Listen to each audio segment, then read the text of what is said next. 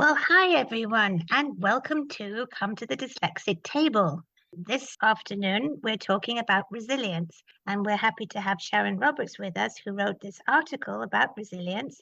And we'll also have Paddy Carson, who's one of our board members, and a wonderful lady, Jessica Changis, who's always fun. So I added a bit to the title. The title was Resilience, and I added what's change got to do with it.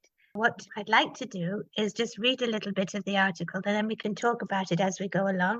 Sharon writes that good mental health is often linked to being resilient. Now, I looked up resiliency, and it says resiliency is the ability to bounce back from difficult life experiences or challenges, otherwise known as change. Now, typically, dyslexics are not happy with change. It's very unwelcome, generally speaking. And as Davis facilitators, change is one of the concepts that we enjoy facilitating models for. You might have seen my picture for change. It was a little person who had a seed and then a watering can, and then there was a plant. So the seed is the something, the watering is becoming, and the plant is something else. And our definition for change is something becoming something else. And that's all it means. It's often very scary. Change can happen externally or internally. I remember you mentioning that to me when I was writing this. We can observe external changes in the world and we can feel internal changes in ourselves. Is that what you're saying? Yes. And I notice very often with my students, when I point out that change is just purely something becoming something else, they seem to be okay with the model when they can see it in front of them because they can see the end of the change. But I think the scary part is when you don't know what the end of the change looks like. And that often makes it a very scary thing. And since they have such good imaginations, if they have a negative bent, they could see change as being catastrophic. Absolutely. Especially when you're young, right? And haven't gone through a lot of them. And very true. You haven't had a lot of examples of changes that can be really cool. Yeah. You might have had a lot of examples of changes that were really, really not cool. Very good point. And Sharon goes on to say that experts believe that resiliency is a taught skill requiring qualities such as confidence, which is the quality of being certain of your abilities or having trust in people, plans, and the future. Also competence, which is the ability to do something well, and control, which is being able to change or not. So there's a lot to unpack in there. Control often has a bad rap, doesn't it? But in actual fact, control is purely being able to change something or not, right? Competence, that we're pretty good with that, but confidence is often a tough one. The quality of being certain of your abilities. If you're dyslexic, you're probably not that certain of your abilities.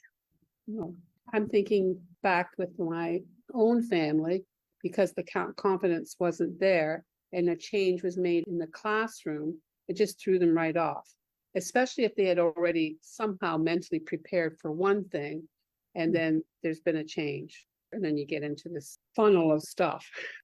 It's the confidence of knowing you can do it and the confidence of being sure you can learn or figure it out. There's two different. Yeah. The second one is for sure a problem with a dyslexic person. Mm-hmm.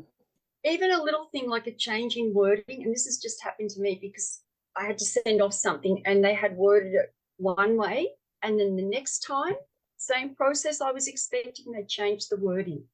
And it threw me for a loop for a whole week before I finally got clarification. But sending emails, what does this mean? And getting back, well, it's quite obvious, really. That's not very kind. No, it wasn't. It's very funny. Well, this brings me to one of Sharon's paragraphs where it says confusion is commonplace in a dyslexic person. And when changes appear, we create an emotion around them.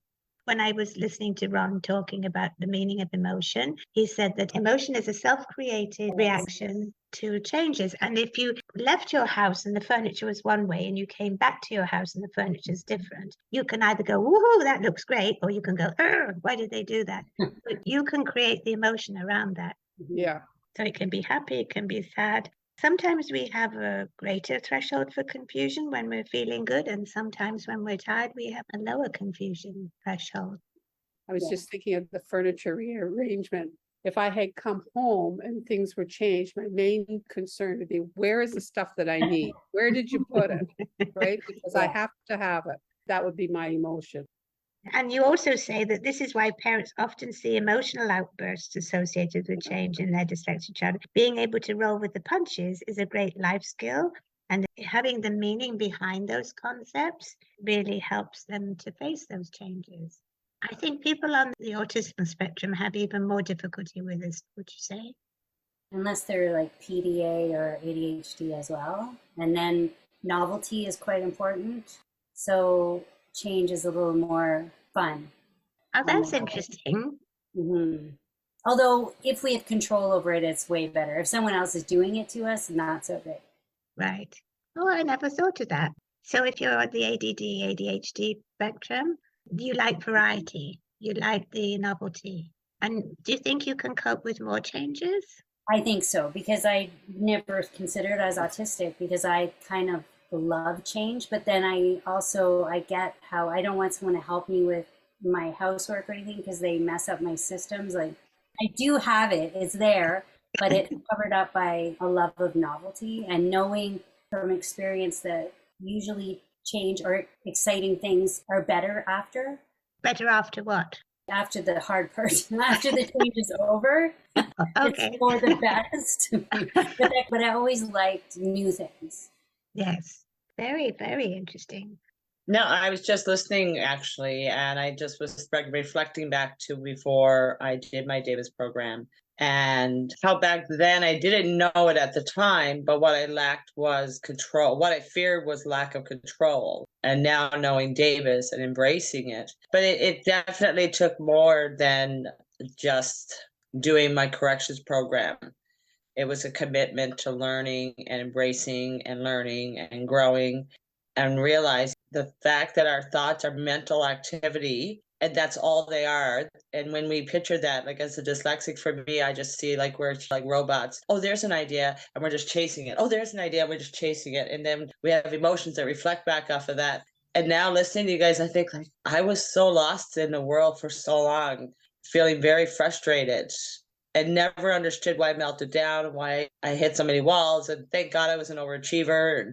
But now it's just so calm. And I just think now contrast is fun because it's there to show us what we don't want. It's not an enemy. Now I look to flow like water versus stand up sharp and be against it. There's so many more things now that I see it as a gift. I've actually gained more control because of freedom that I don't need so much control. Pretty deep stuff, but that's where that conversation kind of takes me. No, I just need about 20 minutes to digest that. That's fantastic. So it's like not needing control gives you more freedom, which in effect gives you more control. When I get lost now, I can go to, well, before I would look externally for ways to cope, where now I don't. When something happens, I'll go, wait, that's just a thought. Wait, that's just mental activity. Oh, shoot, that's just a reaction. Off we go again. So like I have control to do that now. I'm not dependent on someone but bringing me flowers or telling me I look nice or smiling at me. These are not things that I need. That's one of the things I think when it comes to the autistic spectrum that I actually admire. Like I love working with kids on the spectrum or people on the spectrum because there's this thing that they don't need to be identified. They don't need to identify you. They're standing there. And I kind of like that. Like, it's really kind of funny that we as humans need to be greeted by each other. And we're insulted if we're not greeted by each other. And I just think, like, he's just living his world. But it's all about us needing that control to be, like, noticed. And right? It's just thoughts. It's just thoughts. And somewhere in there, I went off in a tangent. And there's a bit what Sharon is talking about is that we are particularly good at imagining things. And we're just particularly good at disorienting, right? Yeah. And when we're disoriented, things are not really as they seem. Right. But we don't know we're disoriented because we think thoughts are real. We think that these emotions come up are happening, but they're emotions to other things that have happened. They're never what's happening in the moment. So we're constantly running from this disoriented state to another. But with Davis, you learn that it's just focused. My imagination part is now I see people as like human beings with these thoughts up on top. And I do it too, right? A thought comes up and I'm like, oh, right, that thought. And I'm like, oh, not a good thought. But it's taken me somewhere. And then I remember that it's just a mental activity. So control comes back. I have so much more control now. I fought for control my whole life. And it was so hard, but now it's like it's easy. But giving up the control is what's given you the control. That's where you're going. 100%.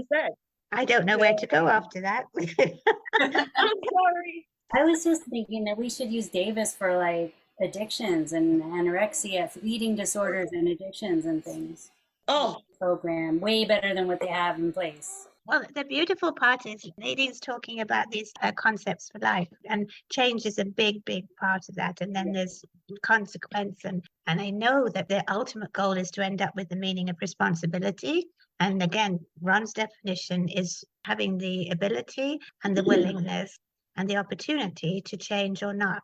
So there's your definition of responsibility, right? So you have to have the knowing, you have to have the skill and the ability, and you have to have the willingness. And then there has to be an opportunity in front of you to choose whether you change or not. And once those things are all present, then you are responsible. It's empowering. And also empowering to know what you can't be responsible for. Thinking back to homework, if a child is given some homework and they really do not know how to do it, they can't be responsible for it. They might be willing to do it. They've got the opportunity in front of them and they can choose whether they try or not. But if they are not absolutely able, they're not responsible.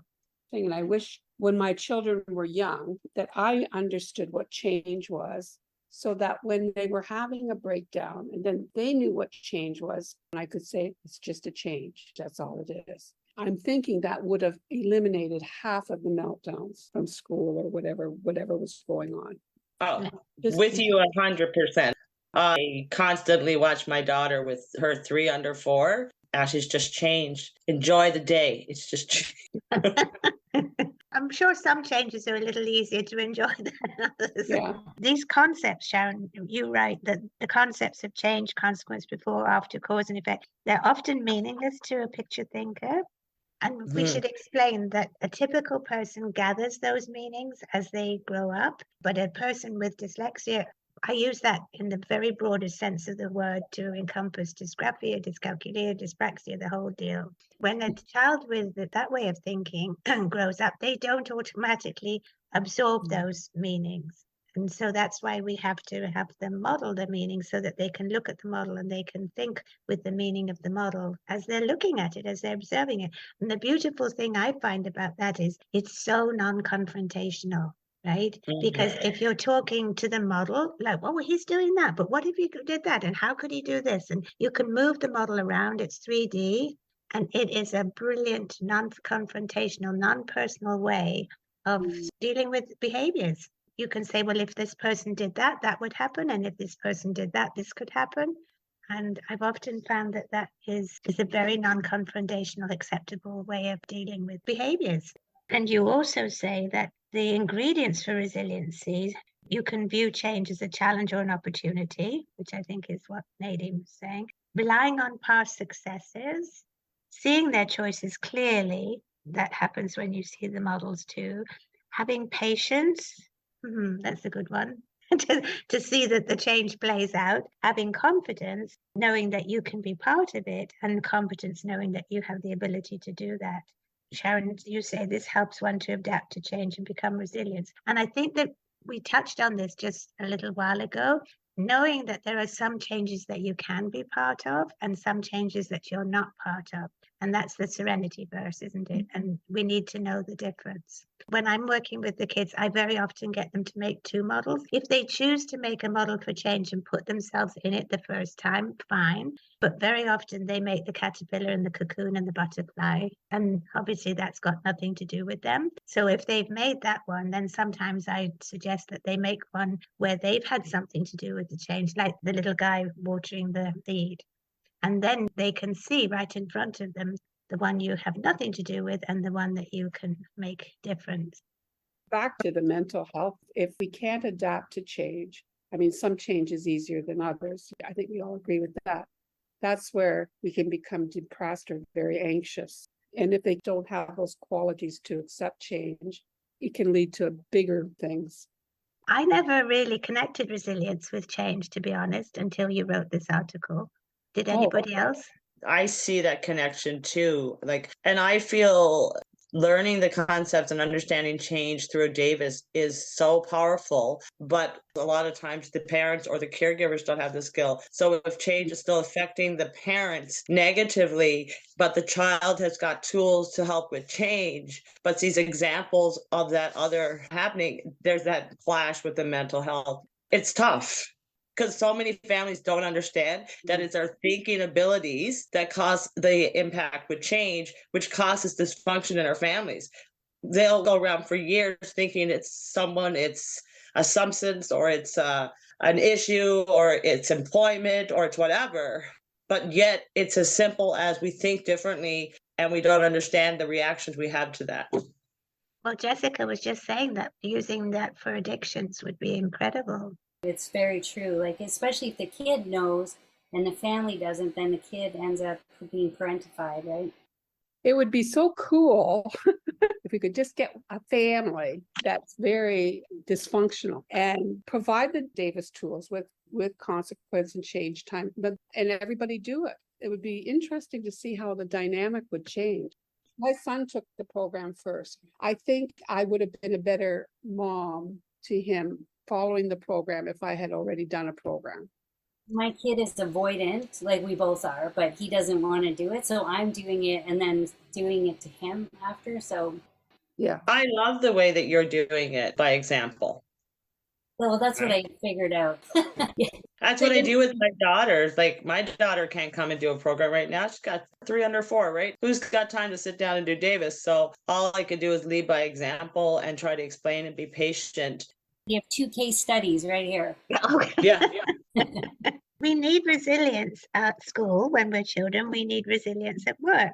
We need it socially, we need it emotionally, we need it physically, and we need it mentally. So it is a big deal, which I really hadn't considered. The physical resilience, there was an example the other day of this blind man who swam the Georgia Strait. He swam from Seychelles to Nanaimo. Yeah. And he's blind, and there were waves, and he was tired. I mean, that's physical resilience for you. And I'm sure there was mental and emotional resilience mixed in with that too. But socially, it's a difficult one too. Because when you say something to someone, you might have an expectation of what their reaction will be. I made this mistake with my son. When he went to school, I said, well, if a child has a toy, you can just go up to them and say very politely, may I have a look at your toy, right? And with a bit of luck, they'll say, sure. But obviously they don't. And then that change is not expected, and then set up for failure. We're all bad moms and good moms. Exactly. Does anybody have any examples of resilience that they've attained through understanding change? I find the word resilience in itself just an interesting word. It's to be able to recover quickly from difficulties, the toughness, the capability to withstand. I think that's all I did for 40 odd years until Davis came along. But resilience held me back. Resilience, it gave me the capability to get back up, but sometimes you need to sit down. There's times when you don't need to be resilient and you just need to sit with crumbling. But I guess in a way that is a sort of form of resilience, because you did have to crumble. You just had to go further down to be able to build back up again. This is turning into a therapy session, isn't it? But when you immigrate, that's another form of resilience, because you change from what you know to going to somewhere that you might think you know, or that is completely different depending on where you go. Well, especially for you. I mean, Australia to Edmonton, really? I know. Yeah, so I mean, that's resilience, isn't it? And I wasn't feeling very resilient when my landlord decided to demolish my previous home. But having said that, obviously having got through it and now where I am, that was a really good change. It's just that you don't know it at the time. You can't see it. I think that's the worst part, is not being able to see the end. That's where confidence in yourself comes in. Or not. When you were talking about responsibility, I think one of the biggest things for me, for my mental health or emotional health, was knowing that I wasn't responsible for very much when it really came down to it. It just relieved me of a lot of anxiety. Oh, I'm not responsible. I can't make that happen. It made me a happier person. Yeah, and that is totally knowing what you can change and what you can't change. Yes. Very powerful. For me, I've been learning a lot about contrast, but I never called it contrast in my life. I used to call it like difficulties or problems or struggles or things that were against me. And I'm learning to call it contrast. And for the first time in my life, I'm seeing them as positives, because those are things that let me know that those are not things I want in my life. When I think of change with resilience, how changing my perspective on contrast has really changed resilience for me. Does that make sense? Not yet, but I'll get there. Okay, prime example. Last week, I needed to pick up some groceries now, but I knew going to the grocery store, there was something in me that just wasn't right. I don't know why, but I went against it. You got to have a coin to get a cart. There's no change machine. I've already blurted out my frustration to like 2 or 3 different people. So I've already upset their lives. And then I see this person who works there. How do you get a loonie? Blah, blah, blah. And then finally I just stopped and I went, no, this isn't right. This is contrast. I don't even want to be here. So I drove across the road and I went to Sobeys. And all of a sudden I started to laugh. And I was standing in the middle of Sobeys. I swear everybody was looking at me. It's so funny why I went against what I wanted to do. Why didn't I just go to the store I wanted to go to? Normally in the past, that episode would have left me crappy, but because I recognized that, oh, that just told me, I now know I'm never going to that store again. Contrast has won. We have to listen to ourselves, definitely. I think the point was, when I originally wrote it, was that was a key to being mentally sound, was to be resilient. But with a dyslexic person, even with what Nadine was saying, something like that could trigger you to be in a foul mood for the rest of the day and taking it out on everybody else instead of just recognizing what it really is. There were some changes there that she didn't like, right? Yeah, I didn't like it. I think sometimes with people with dyslexia, they just get locked into the whole idea and they feel it because they have great imagination. As a result, they show some negative behaviors. We have the ability to experience perception as reality, and we're very good at that. Yeah. Better than your average person. The universe is against us, right? Something like that. In the past, I would have been like, oh, everything's against me and there's no, instead of just being like, hilarious. Why did I go to the wrong store? I didn't even want to, you know what I mean? You nailed it. We all have the opportunity to choose whether we want to change or not as well. That's what I laughed at. I'm so funny how I thought I wanted to play with change today, but I did not. You had the opportunity. But the mental health issue is big these days, isn't it? That's where you're coming from, Sharon. Yeah, it's a big thing right now. And I guess that came out of COVID. That was a change nobody saw coming. And that did take a lot of resilience for some people. Even just having put a mask on, that's what really kind of annoyed me.